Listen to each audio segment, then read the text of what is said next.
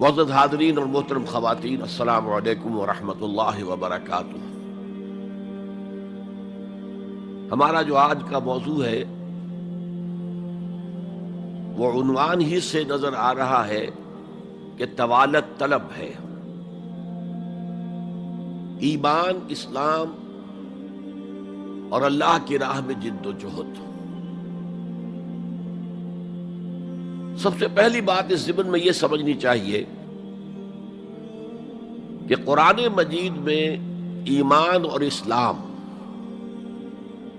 اور مومن اور مسلم تقریباً ہم معنی اور مترادف الفاظ کے طور پر استعمال ہوئے، اگرچہ ایمان کا زیادہ تعلق انسان کے باطن سے ہے، اس کے ذہن سے ہے، قلب سے ہے، اور اسلام کا زیادہ تعلق اس کے عمل سے ہے۔ تاہم جس شخص کے دل میں ایمان ہے اور عمل میں اسلام ہے، اسے آپ مومن کہیں یا مسلم کہیں، کوئی فرق واقع نہیں ہوتا۔ Call the rose by any name, it will smell as sweet۔ لیکن یہ کہ اگر دو اصطلاحیں ہیں قرآن کی اور ہمارے دین کی، تو لازماً ان میں کوئی فرق ہے، اور یہ جو آج ہم جس کا مطالعہ کر رہے ہیں، یہ مقام قرآن حکیم کا اہم ترین مقام ہے اس خاص مضمون کے اعتبار سے۔ یہ وضاحت میں نے اس لیے کر دی کہ خاص مضمون کے اعتبار سے کہ قرآن کا کوئی ایک لفظ بھی غیر اہم نہیں ہے، لیکن مختلف موضوعات کے اعتبار سے مختلف مقامات کو سب سے بڑھ کر اہمیت کا حامل قرار دیا جا سکتا ہے۔ تو خاص اس موضوع پر، ایمان اور اسلام کے فرق پر، یہ مقام قرآن حکیم کا اہم ترین مقام ہے۔ قالت الاعراب آمنا، یہ بدو لوگ کہہ رہے ہیں ہم ایمان لے آئے۔ قل لم تؤمنوا، اے نبی ان سے کہہ دیجئے تم ایمان ہرگز نہیں لائے ہو۔ شاید بعض حضرات سوچے یہ ہرگز کا لفظ تم نے کہاں سے ایڈ کر دیا؟ تو عربی میں فعل ماضی کی نفی کا ایک طریقہ یہ ہے کہ ماضی ہی کے صیغے پر ما کا اضافہ کر دے، ما آمنتم، تم ایمان نہیں لائے ہو۔ لیکن فعل مضارع سے قبل لم لایا جائے تو یہ ماضی کی نفی ہے انتہائی تاکیدی۔ لم تؤمنوا، ما آمنتم نہیں کہا، لم تؤمنوا، تم ہرگز ایمان نہیں لائے ہو۔ ولیکن قولوا اسلمنا، ہاں یوں کہو کہ ہم اسلام لے آئے ہیں، یا ہم نے اطاعت قبول کر لی ہے، ہم نے سرنڈر کر دیا ہے، اسلام کی، اسلامی ریاست کی بالادستی قبول کر لی ہے۔ ولیکن قولوا اسلمنا، اور اب دیکھیے نہایت تاکیدی نفی پہلے ہو چکی ہے، لم تؤمنوا، پھر مزید تاکید ولما يدخل الایمان فی قلوبکم، ابھی تک ایمان تمہارے دلوں میں ہرگز داخل نہیں ہوا۔ یہ پھر لما، لم کا اضافہ ہے۔ یہ مقام ہے جہاں ان دونوں چیزوں کو بالکل علیحدہ کر کے ایک دوسرے کے مقابل میں لے آئے ہیں۔ ثابت ہوا ایمان کچھ اور ہے، اسلام کچھ اور ہے۔ ذرا نوٹ کر لیجئے کہ قرآن مجید میں یا اسلام کی اصطلاحات میں تین جوڑے ایسے ہیں کہ جن میں عام اور خاص کی نسبت ہے۔ ایمان خاص ہے، اسلام عام ہے، یعنی ہر مومن تو لازماً مسلم ہے، ہر مسلم لازماً مومن نہیں ہے۔ یہی معاملہ نبی اور رسول کا ہے، نبی عام ہے، رسول خاص ہے۔ ہر رسول تو لازماً نبی ہے، لیکن ہر نبی لازماً رسول نہیں ہے۔ یہی معاملہ جہاد اور قتال کا ہے۔ قتال تو لازماً جہاد ہے، لیکن جہاد لازماً قتال نہیں ہے۔ ان اصطلاحات کے بارے میں بہت خوبصورت بات کہی ہے مفسرین نے، اذا التقیا خالفا واذا خالفا اجتمع۔ جب یہ اصطلاحات سامنے سامنے آتی ہے، ایک دوسرے کے آمنے سامنے، تو ان کے مفہوم میں اختلاف ہو جاتا ہے۔ لیکن علیحدہ علیحدہ آ رہی ہوں، یہاں پر اکیلی اصطلاح ایمان ہے، یہاں پر اکیلی اصطلاح اسلام ہے، تو ان کے معنی تقریباً ایک ہو جاتے ہیں۔ اور دوسرے یہ کہ یہ اصطلاحات جو ہے جوڑے، یہ ایک دوسرے کی جگہ پر استعمال ہو جاتے ہیں۔ تو ایمان کی جگہ اسلام، اسلام کی جگہ ایمان، یہ استعمال کیے جا سکتے ہیں۔ اور جیسا کہ میں نے شروع میں کہا، یہ دونوں تقریباً قرآن کے عام اسلوب کے اعتبار سے مترادف رحمانی الفاظ ہیں، لیکن یہاں انہیں بالکل علیحدہ کر دیا گیا ہے۔ قالت الاعراب آمنا قل لم تؤمنوا ولكن قولوا اسلمنا ولما يدخل الايمان في قلوبكم۔ اب ذرا پس منظر سمجھیے کہ یہ کون لوگ تھے جن سے یہ کہا جا رہا ہے۔ دیکھیے، آپ کو معلوم ہے کہ ابتدا میں جب کہ حضور ابھی مکہ میں تشریف فرما تھے، تو جس شخص کے دل میں ایمان یقین کے درجے میں آ جاتا تھا، صرف وہی کہتا تھا اشہد ان لا الہ الا اللہ واشہد ان محمد رسول اللہ۔ گویا کہ ایمان پہلے آتا تھا، اسلام بعد میں آتا تھا، اس لیے کہ انہیں معلوم تھا کہ اسلام کے اعلان کا مطلب کیا ہوگا۔ گویا کہ اپنے معاشرے کو میں چیلنج کر رہا ہوں، اپنے خاندان سے ہی نہیں، اہل و عیال سے بھی کٹ جانے کے لیے تیار ہوں۔ جو شخص اس حد تک یقین کا حامل ہو جاتا تھا، وہ پھر اسلام کا اعلان کرتا تھا۔ لیکن رفتہ رفتہ صورت بدلی، خاص طور پر ہجرت کے فوراً بعد۔ آپ کو معلوم ہے کہ وہاں اللہ تعالیٰ نے ایسے حالات اور اسباب پیدا کر دیے کہ جو دو قبیلے وہاں پر اصل عرب قبیلے آباد تھے، اوس اور خزرج، ان دونوں کے تمام اکابر ایمان لے آئے۔ اور قبائلی زندگی کا معاملہ آپ کو معلوم ہے کہ اگر سرداروں نے ایمان قبول کر لیا تو پھر دونوں قبیلوں نے ایمان قبول کر لیا۔ لیکن یہاں کیفیت اب وہ نہیں تھی۔ یقیناً بہت سے لوگ ان میں وہ تھے جنہوں نے دل کے ساتھ ایمان قبول کیا تھا، اس کے فیس ویلیو پر تسلیم کیا تھا، لیکن بہت سے لوگ وہ بھی تھے کہ جو یہ دیکھ کر کے پورا قبیلہ اسلام لا رہا، چلو ہم بھی شامل ہو جائیں۔ یہ صورت تبدیل ہونی شروع ہو گئی،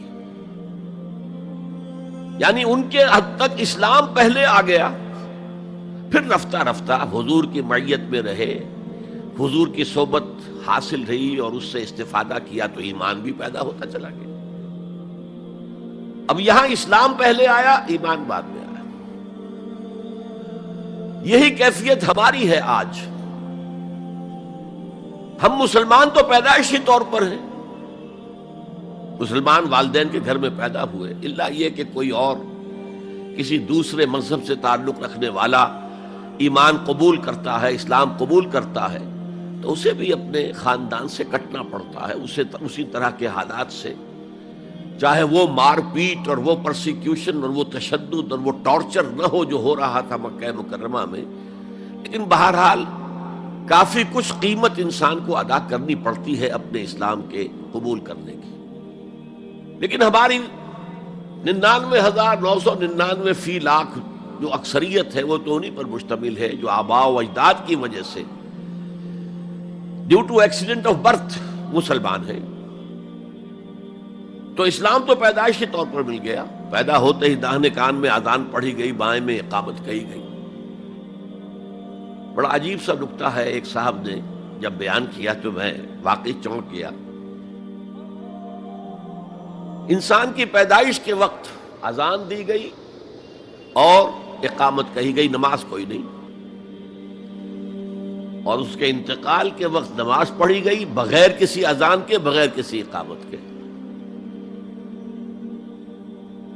گویا کہ اس نماز کی اذان اور اقامت پیدائش کے وقت ہے جو نماز جنازہ کی شکل میں اس کی موت کے وقت پڑھی جا رہی ہے۔ اور یوں کہا جا سکتا ہے کہ ہماری یہ دنیاوی زندگی بس اتنے ہی وقفے کا نام ہے جتنی کہ اذان اور اقامت اور نماز کے درمیان ہوتی ہے۔ بہرحال یہ جو صورتحال کی تبدیلی ہوئی، جس کو میں نے کہا کہ ہمارے ہاں یہ دوسری تبدیلی 100% موجود ہے، یہ تبدیلی اپنے کلائمیکس کو پہنچ گئی جب حضور کو اللہ تعالیٰ نے اتنی کامیابی عطا کی کہ مکہ بھی فتح ہو گیا۔ تو اگرچہ عرب میں کوئی فارمل گورنمنٹ نہیں تھی، کوئی حکومت فارمل وہاں قائم نہیں تھی، لیکن قریش کا مقام پورے عرب میں ایسے ہی تھا جیسے کہ کسی ملک کا صدر مقام ہوتا ہے۔ مذہبی مرکز وہی تھا، خانہ کعبہ وہاں تھا، تمام قبیلوں کے بت وہاں رکھے ہوئے تھے، قریش اس کے متولی تھے، لہذا قریش کو امتیازی حیثیت حاصل ہو گئی۔ اور اس کا سب سے بڑا معاشی فائدہ جو انہیں ہوا تھا وہ یہ تھا کہ جبکہ دوسرے کسی قبیلے کا کوئی تجارتی قافلہ بچ کر نہیں جا سکتا تھا، اس پہ لوٹ مار، وہاں قریش کے قافلے کو کوئی ہاتھ نہیں لگاتا تھا، اس لیے کہ ہمارے تو خدا ان کے ہاسٹیجز ہیں، ہمارے بت جو ہیں رکھے ہوئے ہیں ان کے پاس خانہ کعبہ کے اندر، اگر ہم ان کے قافلے پر کوئی حملہ کریں گے تو وہ ہمارے بتوں کی گردن توڑ کر یا ایسے اٹھا کر باہر پھینک دیں گے۔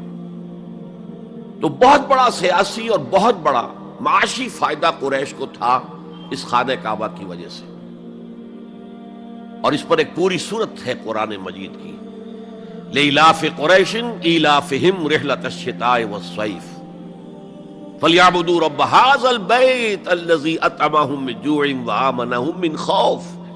اس گھر کی وجہ سے ان کو معاشی فوائد حاصل ہے اور امن حاصل ہے۔ بہرحال جب مکہ فتح ہو گیا حضور کے دست مبارک پر صلی اللہ علیہ وسلم، تو اب پورے عرب کے اطراف و اکناف میں یہ بات طے ہو گئی کہ اب جدید اصطلاح میں ہم کہیں گے it's no use continuing resistance,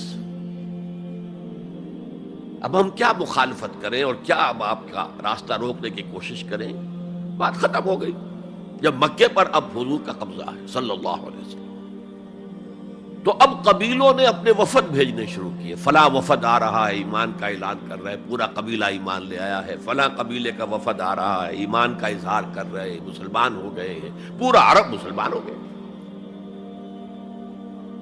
اب یہ لوگ جو ایمان لا رہے تھے، اور ایمان لانے کا مطلب کیا ہے؟ صرف یہ کہہ دینا اشہد ان لا الہ الا اللہ واشہد ان محمد رسول اللہ صلی اللہ علیہ وسلم، ان کی اندرونی کیفیات تین میں سے کوئی سی ایک ہو سکتی تھی، یا تو واقعی ان میں سے بھی کچھ لوگ ایسے تھے جو واقعتاً صدق دل سے ایمان لائے، ایسا بھی ہو سکتا ہے کہ وہ پہلے ہی سے ایمان لا چکے ہوں لیکن اپنے قبیلے کی عصبیت کی وجہ سے، اور یہ کہ پھر قبیلے کو چھوڑ کر کہیں جانا پڑے گا، وہ اظہار نہ کر رہے ہوں، اب اس کے اظہار کے اندر کوئی معنی نہیں رہا، کوئی رکاوٹ نہیں رہی، کوئی رسک نہیں رہا، یہ بھی ہو سکتا ہے۔ تو ایک ممکن کیفیت تو یہ تھی کہ وہ ایمان لائے ہو حقیقتاً صدق قلب سے، اور ایک ممکن صورت یہ تھی، اور یہ ہر انقلابی عمل میں ہوتا ہے، کہ مخالف انقلاب قوتیں جب یہ سمجھتی ہیں کہ اب ہمارا بس نہیں چلے گا، اب ہم انقلاب کا راستہ نہیں روک سکتے، تو بظاہر سرنڈر کر دیتے ہیں، لیکن دلوں میں ایک ارادہ ہوتا ہے دیکھیں گے کوئی موقع ملا، وہ حالات بدلے تو پھر ان سے نبٹ لیں گے۔ اگر کسی نے اس نیت سے اسلام کا اظہار کیا تو وہ گویا کہ منافق تھا، لیکن بہت سے لوگوں کی کیفیت ہو سکتی ہے نظری اعتبار سے کہ نہ مثبت طور پر ایمان ہے نہ منفی طور پر نفاق ہے، کوئی دھوکہ دینے کا ارادہ بھی نہیں ہے، کوئی صرف ٹائم گین کرنے کے لیے اسلام کا اظہار نہیں کیا ہے، تو گویا کہ یہ پازیٹو ویلیو ایمان کی +1 +2 +3 +4 ایمان کے درجے ہیں. ایک عام آدمی کا ایمان ہے، ایک ابو بکر صدیق کا ایمان ہے، زمین و آسمان کا فرق ہے. خود صحابہ میں یہ درجہ بندی تھی، اور ہم تو اپنے ایمان سے کیا نسبت اور کیا تناسب قائم کریں گے صحابہ کے ایمان کے ساتھ، بالخصوص ابو بکر صدیق جیسے صدیق اکبر کے ایمان کے ساتھ رضی اللہ تعالی عنہ. اسی طرح -1 -2 -3 -4 یہ منافقت کے درجے ہیں. کس درجے کا نفاق ہے، کس درجے میں ڈٹرمینیشن ہے کہ we have only to buy time, اب اس کے سوا چارہ نہیں ہے، اب ہم ریزسٹ نہیں کر سکتے، it's no use continuing resistance, سر جھکا لو and wait for some occasion opportunity کہ پھر کھڑے ہو اور اس انقلاب کو انڈو کر دے، ختم کر دے. کاؤنٹر ریولوشنری موومنٹ جیسی کہ بالفعل ہوئی، جھوٹے نبی کھڑے ہو گئے، اور ایک مرحلہ تو ایسا آیا کہ معلوم ہوتا تھا کہ پورا عرب مرتد ہو گیا.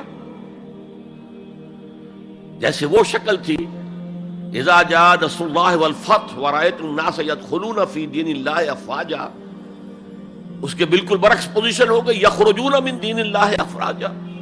اسلام جو ہے وہ صرف چند شہر جو ہیں حجاز کے ان تک محدود رہ گیا. ابن تیمیہ رحمۃ اللہ علیہ نے ایک عنوان قائم کیا ہے، اثبات الاسلام بغیر الایمان. اسلام کا اثبات، تسلیم کر لینا اسلام کو بغیر ایمان کے. اس آیت کے حوالے سے قالت الاعراب آمنا قل لم تؤمنوا ولكن قولوا اسلمنا ولما يدخل الايمان في قلوبكم. اب اگلا ٹکڑا اس آیت کا یہ ثابت کر رہا ہے کہ وہ منافق نہیں تھے. وَإِن تُطِيعُوا اللَّهَ وَرَسُولَهُ لَا يَلِدْكُم مِّنْ أَعْمَالِكُمْ شَيْئًا. اگر تم اللہ اور اس کے رسول کی اطاعت کرتے رہو، اس لیے کہ اسلام کے معنی یہ تو ہیں، یہ تو لازماً کرنا ہوگا. وہ دور جو ہے آج کی طرح تو نہیں تھا کہ نماز نہ پڑھو تب بھی مسلمان، پڑھو تب بھی مسلمان، کروڑ پتی ہونے کے باوجود حج نہ کرو تب بھی مسلمان. تو یہ بات تو نہیں تھی اس وقت. تو یہ کہ اطاعت تو کرنی پڑتی تھی، اس لیے کہ اطاعت تو ظاہر ہو جاتی ہے، کوئی کر رہا ہے کون نہیں کر رہا ہے. ایک چھوٹی سی بستی مدینے کی، ان میں کون نماز پڑھ رہا ہے کون نہیں پڑھ رہا صاف واضح ہوتا تھا. لہذا منافقین کو بھی آ کر نماز پڑھنی پڑتی تھی، بلکہ جو رئیس المنافقین تھا وہ ہمیشہ پہلی صف میں ہوتا تھا. اور جب حضور صلی اللہ علیہ وسلم خطبہ دینے کے لیے کھڑے ہوتے تھے تو پہلے وہ کھڑا ہوتا تھا اور کہتا تھا لوگوں دیکھو ان کی بات توجہ سے سنو، یہ اللہ کے رسول ہے. وہ اپنی اہمیت جتانے کے خاطر، اس لیے کہ یہ جو اوس اور خزرج کے دو قبیلے تھے، ان میں اوس کا قبیلہ چھوٹا تھا، خزرج کا بڑا تھا، اور اس کا سردار یہ تھا سب سے بڑا. اور اس کے لیے طے ہو چکا تھا، مدینے والے اس ضرورت کو محسوس کر رہے تھے کہ یہاں 5 قبیلے آباد ہیں، اور 2 تو قدیم عرب کے ہیں جو یمن سے آ کر آباد ہوئے، اوس اور خزرج، اور 3 عرب سے باہر سے آئے ہوئے ہیں یہودی قبائل، بنو قینقاع، بنو نذیر یا نذیر اور بنو قریظہ. اب 5 قبیلوں کا ایک شہر ہے، ہر قبیلے کا نظام تو اپنی جگہ مستحکم ہے، اس کا ایک سردار ہے اور اس کی بات قبیلے والوں کو ماننی ہے. لیکن ان 5 کے درمیان معاملات جو ہیں، کوئی آربیٹریٹر ہونا چاہیے، کوئی ایک ایسا ہونا چاہیے شخص کہ جس کی بات وہ 5 سنے اور مانے. اس لیے انہیں بادشاہ کی ضرورت محسوس ہوئی کہ کسی کو ہم اپنا بادشاہ بنا لیں. اور قرۂ فال بنام من دیوانہ زدند عبداللہ ابن ابی، اس کے بارے میں طے ہو گیا یہ ہمارا بادشاہ ہوگا. اس کے لیے تاج تیار ہو گیا سونے کا. تاج پوشی باقی تھی کہ حضور تشریف لے آئے بے تاج بادشاہ کی حیثیت سے. اس کے سارے خواب بکھر گئے. لہذا منافق اول بھی وہ اور رئیس المنافقین بھی وہ.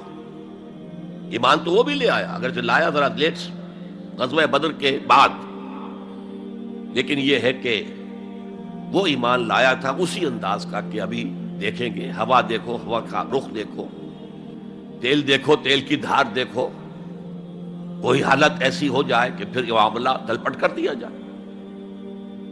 تو یہاں کہا جا رہا ہے وَإِن تُطِيعُوا اللَّهَ وَرَسُولَهُ لَا يَلِدْكُم مِّنْ أَعْمَالِكُمْ شَيْئًا، جبکہ منافق کا کوئی عمل بھی قبول نہیں۔ لیکن یہاں فرمایا گیا کہ اگر تم اللہ اور اس کے رسول کی اطاعت کرتے رہو گے تو اللہ تعالیٰ تمہارے اعمال کے اجر و ثواب میں کوئی کمی نہیں کرے گا۔ دیکھیے اصولی اعتبار سے بات یہ ہے کہ ایمان کے بغیر کوئی عمل جو ہے قبول نہ ہو۔ یہاں ایمان کے بغیر نیکیوں کے اعمال کے قبولیت کا اعلان کیا جا رہا ہے، گویا کہ یہ ایک خاص رعایت ہے، اس لیے آیت ختم ہو رہی ہے ان اللہ غفور الرحیم، اللہ غفور ہے، اللہ رحیم ہے۔ یہ اس کے شان غفاری کا صدقہ ہے، یہ اس کی شان رحیمی کا صدقہ ہے کہ اس حال میں بھی تمہارے اعمال اگر تم اطاعت کرتے رہو گے اللہ اور اس کے رسول کی تو اللہ قبول فرما لے گا۔ البتہ یہاں یہ نوٹ آف کوشن سامنے رہنا چاہیے کہ اطاعت جزوی نہیں، اطاعت کلی، پوری کی پوری اطاعت۔ دو حکم بھی دیا گیا ہے، ماننا پڑے گا۔ جزوی اطاعت اطاعت نہیں ہے۔ Partial obedience is no obedience. اس لیے کہ اگر آپ نے ایک حکم قبول کر لیا ایک نہیں کیا تو جو نہیں کیا کیوں نہیں کیا کہ وہ آپ کے نفس کو پسند نہیں، جو قبول کیا وہ کیوں کیا کہ نفس نے الاؤ کر دیا آپ کو کہ ٹھیک ہے کر لو کوئی حرج نہیں۔ دونوں حالتوں میں ویٹو تو نفس کے ہاتھ میں ہے، لہذا partial obedience is no obedience at all. چنانچہ اس پر جو وعید آئی ہے سورہ بقرہ کی آیت نمبر 85 میں، افتؤمنون ببعض الکتاب وتکفرون ببعض، تو کیا تم ہماری کتاب اور شریعت کے ایک حصے کو مانتے ہو اور ایک کو نہیں مانتے؟